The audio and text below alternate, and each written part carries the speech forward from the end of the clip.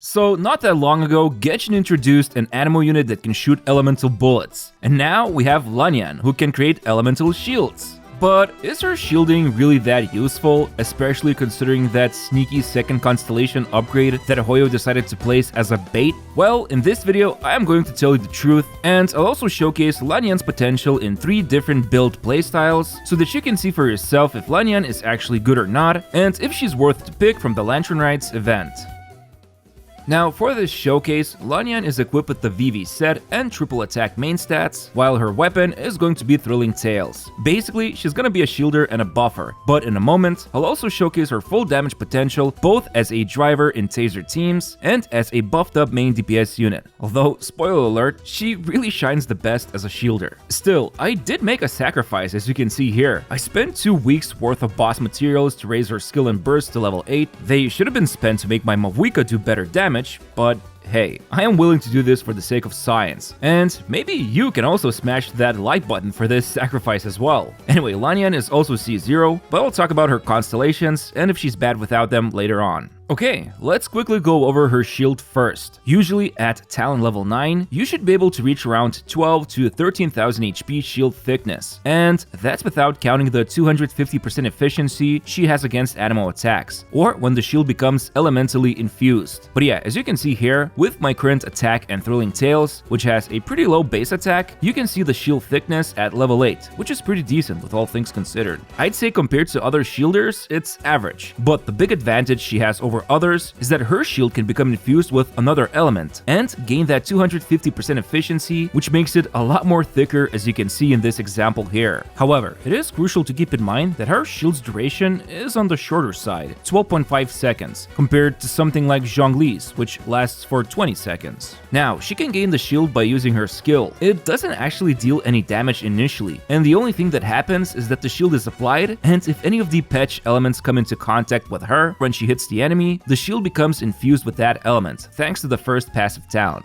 On top of that, after tagging the enemy, she launches into air, and if you press the skill or attack button, she will deliver this one attack that will bounce 2 times afterwards. So against one enemy who has no elemental aura, that's 3 animal hits. If they had, let's say, pyro aura, that's 3 animal and pyro hits, plus a swirl will happen as well, or any other reaction for that matter. And there are some funny shenanigans you can pull off with this bouncy skill attack. Like, you can see me attacking Hilly Churl, who has a pyro weapon torch, while the other one has hydro aura on them, and then what happens is that she gains pyro shield and causes vaporize, swirl, and pyro plus animal damage on her victims. And what's funny was that she swirled hydro. Basically, it's chaotic, but she can trigger multiple reactions on same target with different elements. Oh, and you can also aim her skill while holding it down to fly up into air, so that makes her, I believe, the 4th unit who can do that. Pretty exciting. Now, she also has 60 cost energy burst, which explodes in a small area for 3 times, and enemies get pulled to the center of it. I mean, the damage multipliers are fine, and the pull strength seems to be about as strong as Hazel's burst. Maybe a bit stronger?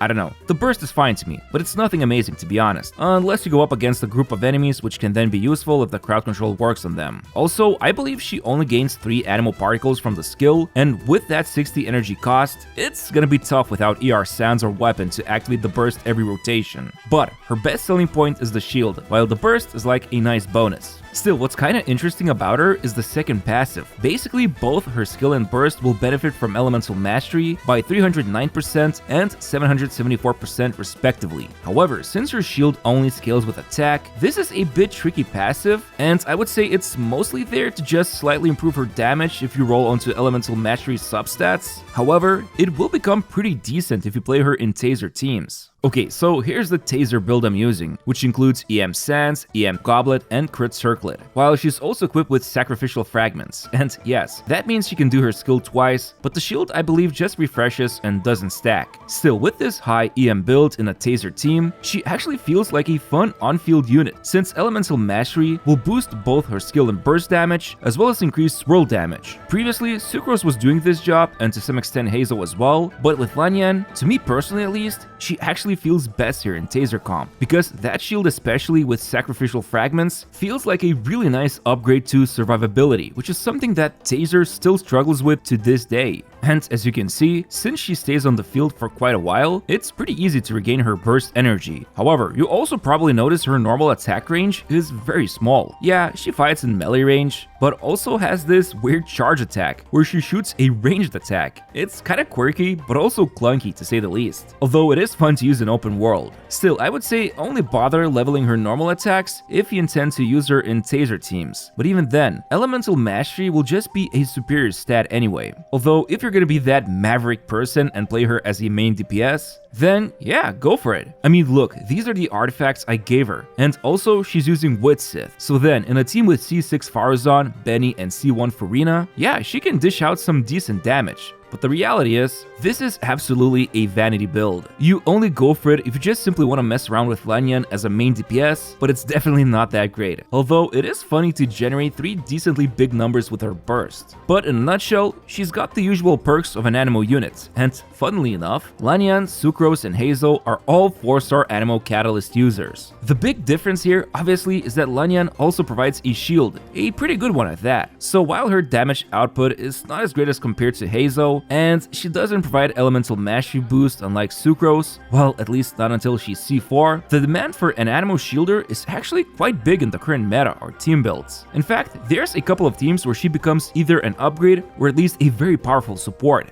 And so, let's talk about them.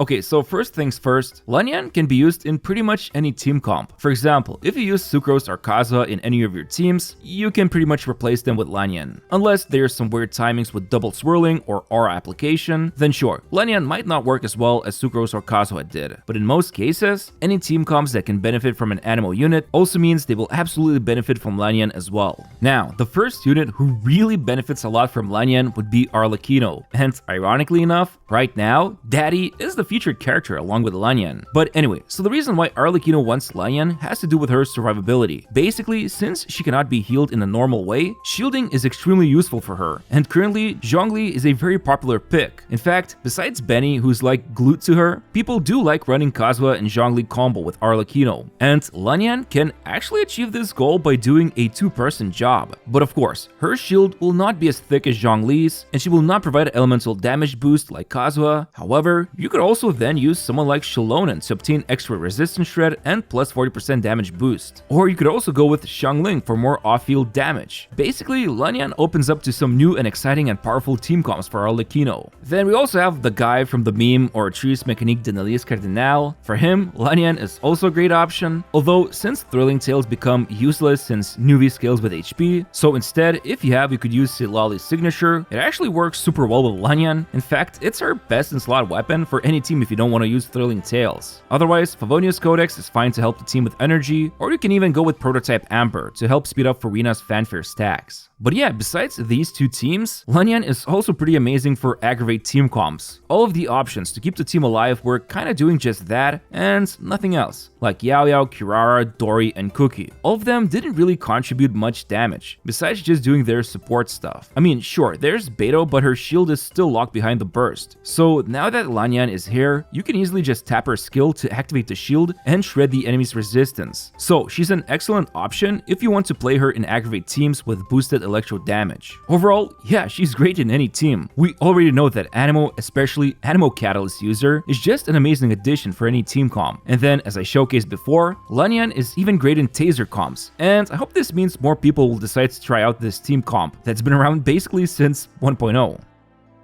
Okay, before I give you my thoughts, I quickly want to talk about her constellations. Basically, as you can see here, C1 gives more damage and I believe more elemental application for her skill, C2 allows her to restore her shield, C3 gives the usual plus 3 levels to skill, so more than anything, this means thicker shield, and then C4, as I said before, allows her to boost whole team's elemental mastery by 60 after using the burst, and then C6 unlocks an extra charge for her skill. Now, I would say overall, these constellations are fine, nothing crazy. For example, C6, you would think that extra charge is super useful, but it's gonna be situational at best. Most rotations sometimes might find her skill to be useful to swap to and refresh the shield, but in my opinion, this is going to be extra damage if you're playing her in taser teams. However, I would say the biggest constellation upgrade is C2, surprisingly. You see, while the shield is active, if anyone in the team deals normal attack damage, 40% of it will be restored. So that's like restoring 5 to 6,000 HP, maybe even more. However, this can only happen every 2 seconds. And I didn't have a lot of time to test this out properly, but as long as the shield isn't broken, this constellation actually gives the shield quite a lot of thickness. And I'm talking about a shield that could be as thick as Zhongli's, if not better. Like when playing with Arlecchino, this constellation felt super nice. Although if an enemy unleashes a ton of attacks at once, the shield might get broken, and then this constellation won't work until you use the skill again. So no, it's not like Thomas, where even if the shield is broken, you just gain a new one. Here, you have to keep the shield alive, but as long as you land one normal attack, 40% of it is restored. Now, does Lan Yan absolutely need this second constellation in order to be a useful shielder? Not really, she's still an excellent support, and the shield she provides at C0 is still very much functional. But I will admit, this constellation does make it much thicker, provided it doesn't get pocked by the enemy.